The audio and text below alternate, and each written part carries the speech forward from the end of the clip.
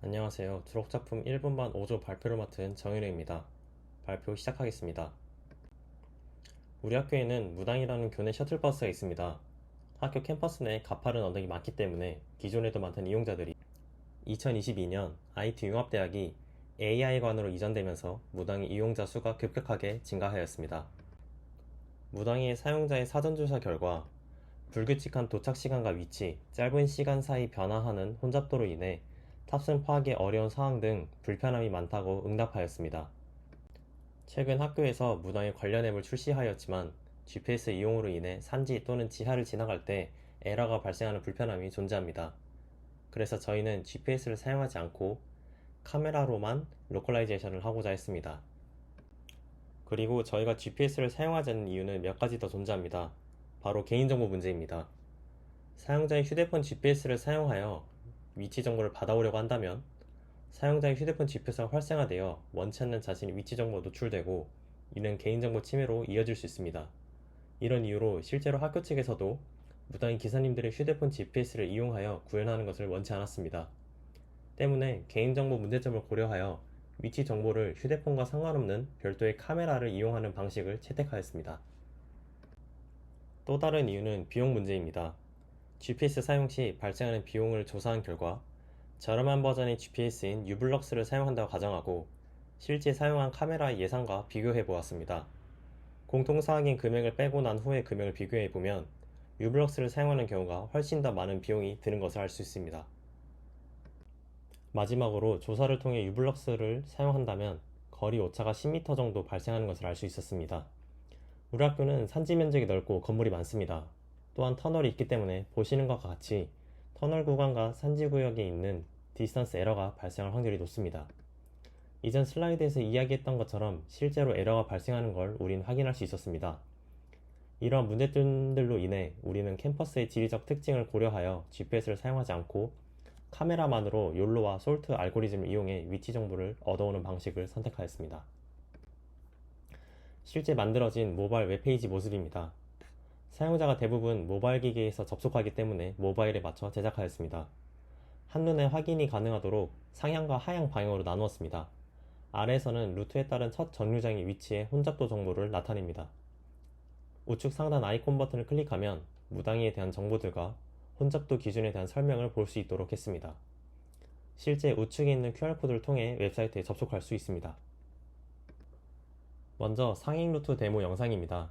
좌측은 실제로 촬영한 영상을, 우측에는 실제 영상에서 보이는 화면을 확대한 모습입니다. 위치에 따라 무당이가 이동하는 것을 확인할 수 있습니다. 검은색은 메인 정류장, 회색은 멈추진 않지만 지나가는 정류장으로 표시가 되어 있습니다. 다음은 하행 루트 데모 영상입니다. 상행과 같이 영상을 통해 정류장 위치가 부근일 때 무당의 위치가 변경되는 것을 확인할 수 있습니다.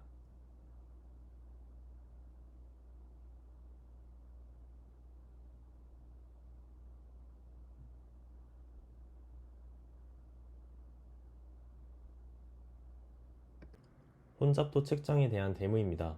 영상 좌측 상단에 혼잡도 레벨과 대기 중인 사람의 숫자가 적혀 있습니다.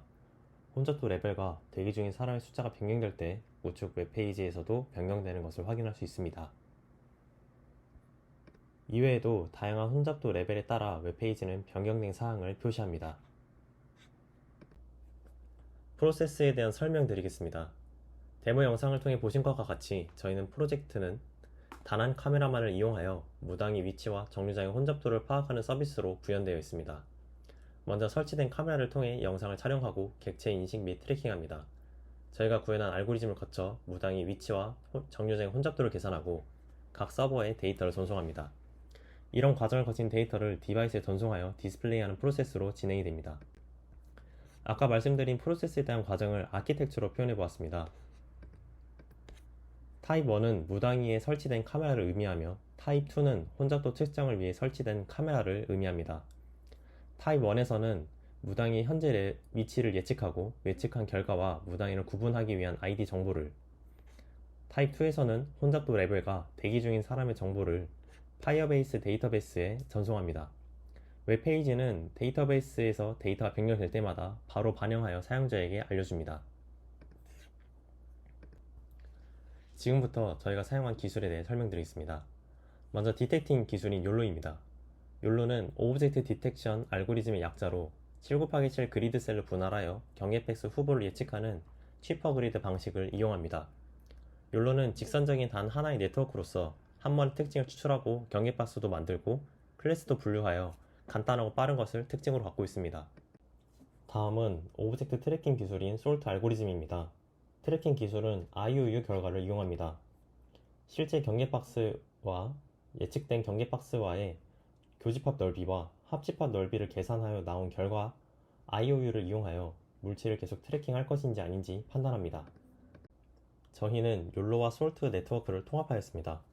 화면의 왼쪽에는 욜로만을 이용한 결과이고 오른쪽은 욜로와 솔트를 통합하여 이용한 결과입니다. 욜로만을 이용한 경우 매번 프레임마다 제일 유사성이 높은 객체를 찾아낸 결과만을 출력하지만 통합된 네트워크를 적용한 경우 이전의 정보를 이용하여 탐지된 물체가 같은 것으로 인지해서 추적합니다. 따라서 두 가지 방식을 통합하여 이용하였을 때가 욜로만을 이용한 것에 비해 ID가 동일하게 유지되는 것을 확인할 수 있습니다. 이를 통해 위치 파악의 정확도도 향상시킬 수 있었습니다. 통합된 네트워크를 통해 얻은 정보를 백오버즈를 이용해서 로컬라이제이션 했습니다. 구간들로부터 피처를 추출한 후 각 피처들을 대표할 수 있는 값들로 구성된 코드북을 생성했습니다. 완성된 코드북을 이용하여 빈도 등을 토대로 위치를 추적할 수 있는 구간 탐지 모델을 구현하여 프로젝트에 적용하였습니다. 모델을 학습 적용하기 위한 캠퍼스에 대한 커스텀 데이터를 수집 라벨링하였습니다. 1년 반 동안 많은 데이터를 수집했습니다. 총 3시간 30분 정도의 50개 영상들과 이미지들을 기반으로 얻어낸 영상들을 프레임별로 이미지화하여 로봇플로우에서 라벨링을 진행했습니다. 데이터 수집에서 학습에 영향을 줄 수 있는 여러 외부 요인도 고려했습니다.